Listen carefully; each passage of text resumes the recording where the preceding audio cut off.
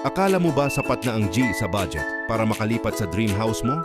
Stop scrolling bago ka mag-deposit sa nakita mong aesthetic na bahay sa Facebook. Panoorin mo muna to para hindi ka maiyak sa huli. First, check the math. Sa Pinas, standard ang 1 month advance and 2 months deposit.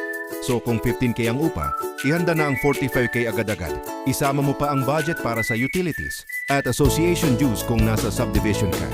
Huwag mag-over budget sa rent. Baka puro instant noodles na lang ang kainin mo sa loob ng magandang bahay. Pangalawa, maging Sherlock Holmes. I-check ang pressure ng tubig, saksakan ng kuryente, at kung may tagas ba ang bubong lalo na't maulan sa atin. At pinaka-importante, mag-video tour ka bago mag-move in. Ito ang resibo mo para hindi ma-charge. Ang deposit mo sa mga sirang di mo naman gawa. Last, huwag papayag sa verbal agreement lang. Dapat may notarized contract. Siguraduhin na malinaw kung sino ang gagawa ng major repairs at kung kailan mababalik ang deposit mo pag alis mo.